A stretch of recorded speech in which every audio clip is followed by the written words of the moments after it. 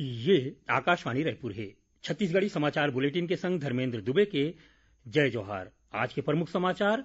धान खरीदी बर बनाए गे मंत्रिमंडलीय उप समिति आज रायपुर में धान बिसाए में आवत परेशानी के बारे में प्रदेश के किसान संगठन मन ले गोठ बात करीन।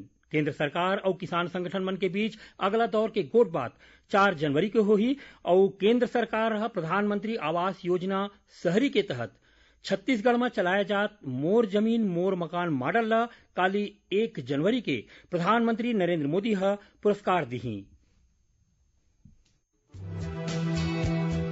सुनो एक जरूरी संदेश। कोविड महामारी के खिलाफ देश एकजुट होकर लड़त है। आपो मन हमर संग सुरक्षा और बचाव के 3 सरल जरूरी उपाय के संकल्प लेवो। पहली उपाय, जब भी घर ले बाहर निकलो मास्क जरूर लगावो। दूसरा उपाय, लोगन ले 2 गज के सुरक्षित दूरी रखना ही जरूरी। तीसरा उपाय, अपन हाथ घेरी बेरी साबुन और पानी ले बने असन धोवो। ये 3 आसान उपाय अपना के आप मन कोरोना ला हरा सकत हो।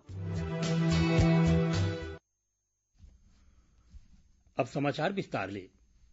धान खरीदी पर बनाए गए मंत्रिमंडलीय उप समिति आज रायपुर में एफसीआई डहार ले चाउर जमा नहीं करे और बोरा के कमी के सेती धान बिसाए में आवत परेशानी के बारे में प्रदेश के किसान संगठन मन ले गोठ बात करीन। बैठका में कृषि मंत्री रविन्द्र चौबे कहिन कि सरकार डहार ले आज तक एफसीआई में चाउर लेके मंजूरी नहीं दे के सेती धान खरीदी और कस्टम मिलिंग के पूरा काम प्रभावित होत है। ओमन कहिन कि मुख्यमंत्री प्रधानमंत्री और केंद्रीय कृषि मंत्री ले एफसीआई में धान जमा कराए के मंजूरी दे के बारे में गोठ बात करे है। कृषि मंत्री बताइन कि राज्य सरकार अपन स्तर में बोरा के व्यवस्था करके धान बिसावत है। बैठका में प्रदेश के जम्मू जिला के करीबन 300 किसान मन शामिल होए रहिन। किसान मन सरकार ला पूरा सहयोग करे के भरोसा दिवाइन है। यदि मुख्यमंत्री भूपेश बघेल टेलीफोन के माध्यम ले प्रधानमंत्री नरेंद्र मोदी ले राज्य में समर्थन मूल्य में धान खरीदी के व्यवस्था बढ़िया ढंग ले चले एखर बर भारतीय खाद्य निगम और खाद्य तथा सार्वजनिक वितरण विभाग ले मंजूरी दिवाए के विनती करे है। मुख्यमंत्री प्रधानमंत्री ला बताइन कि केंद्र सरकार के मंजूरी नहीं मिले के सेती ए बेरा जम्मू खरीदी केंद्र मन में धान के उठाव नहीं होए के सेती धान बिसाए के काम में प्रभावित होवत है। एक गोठ बात ऊपर प्रधानमंत्री मुख्यमंत्री ला उचित कार्रवाई करे के आश्वासन दे हवे। केंद्र सरकार और किसान संगठन मन के बीच अगला दौर के गोठ बात 4 जनवरी के होही। नई दिल्ली में काली किसान संगठन मन के प्रतिनिधि मन के संग केंद्र सरकार के 6वां दौर के गोठ बात होइस। कृषि मंत्री किसान नेता मन ला भरोसा दिवाए हवे कि सरकार ओखर मन के समस्या सुलझाए भर पूरा प्रयास करत है। प्रधानमंत्री आज वीडियो कॉन्फ्रेंसिंग के माध्यम ले गुजरात के राजकोट में अखिल भारतीय आयुर्विज्ञान संस्थान के आधारशिला राखिन। ए मौका में ओमन कहिन कि देश में कोरोना संक्रमण के मामला कमती होवत है और कोरोना टीका लगाए के तैयारी जोरदार चलत है। प्रधानमंत्री कहिन कि भारत में बने वैक्सीन ला जम्मू वर्ग तक पहुंचाए के प्रयास करे जाही। प्रदेश में कोरोना संक्रमित मरीज मन के संख्या 2,78,000 ले ज्यादा हो गई है। काली प्रदेश में कोरोना संक्रमण के 1,069 नवा मरीज मिले हैं। इति दुर्ग जिला में जनवरी महीना के तीसर हफ्ता में कोरोना के टीका लगे बर शुरू हो जाही। पहली चरण में जिला के 14,000 ले ज्यादा सरकारी और प्राइवेट संस्थान के स्वास्थ्य कार्यकर्ता मन ला टीका लगाया जाही। उन्हें महासमुंद जिला में कोरोना संक्रमण ला रोके बर सिनेमा घर और मल्टीप्लेक्स के माध्यम ले फिल्म दिखाए के मंजूरी शर्त के मुताबिक दे गए है।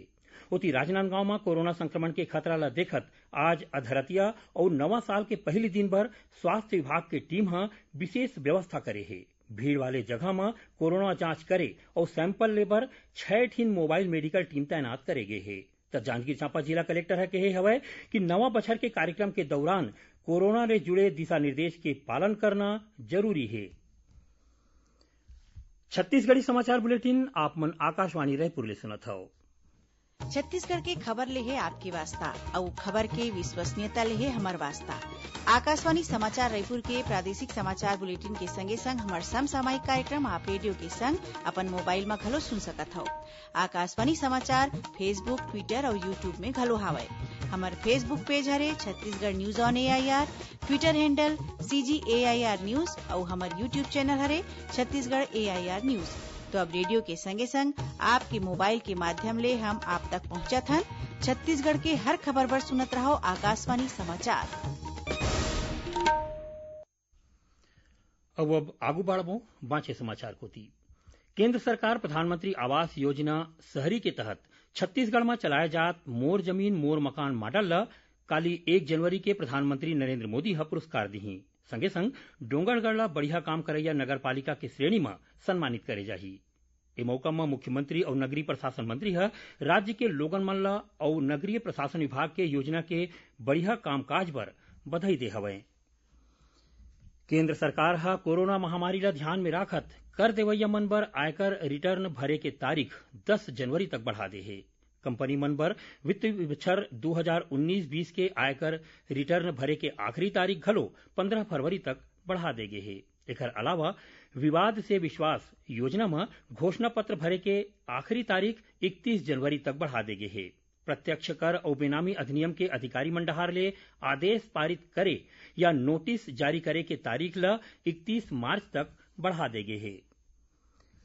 मलेरिया मुक्त बस्तर अभियान में करे जात जांच और इलाज ले बस्तर जिला में पाछू साल के मुकाबला मलेरिया के मामला में 65% ले ज्यादा के कमी आए हैं। पहली चरण में 14 लाख ले ज्यादा लोगन मन के जांच करेगिस। ए दौरान मलेरिया पॉजिटिव पाए गे 64,000 ले ज्यादा लोगन मन ला मौकच में इलाज करके दवाई देगिस।